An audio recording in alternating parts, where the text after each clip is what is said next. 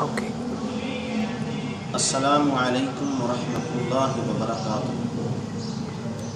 سامعین محترم، حکیم قاری محمد ممتاز احمد فریدی مفید مشوروں کے ساتھ آپ کی خدمت میں حاضر ہے. تو آج میں آپ کو یہ معلومات مہیا کرنا چاہتا ہوں، بتانا چاہتا ہوں کہ قبض کیا مرض ہے.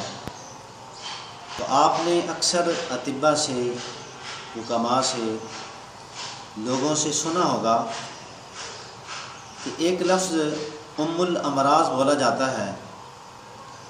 تو اس کا مطلب ہے کہ قبض تمام بیماریوں کی ماں ہے.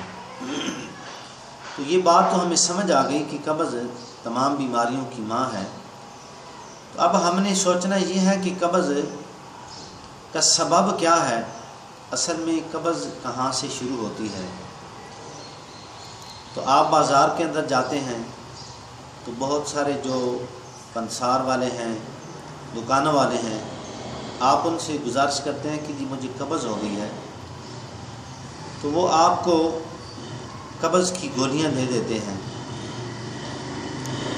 ان سے اگر پوچھا جائے کہ یہ کیا ہر ایک بندے پر قبض کی دوا جو ہے فٹ آ جاتی ہے، وہ بولتے ہیں جی یہ بہت اچھی دوائی ہے، ہر ایک بندے کو یہ فائدہ کرتی ہے. حالانکہ ایسا نہیں ہوتا، اس لیے کہ صابر ملتانی صاحب رحمۃ اللہ تعالی علیہ وہ فرماتے ہیں کہ انسانی جسم کے اندر اعضائے رئیسہ 3 ہیں. یعنی ایک دل ہے، نمبر 2 دماغ ہے، نمبر 3 جگر ہے. تو ان کے نزدیک ہے کہ انسانی جسم کے اندر جتنی بیماریاں ہیں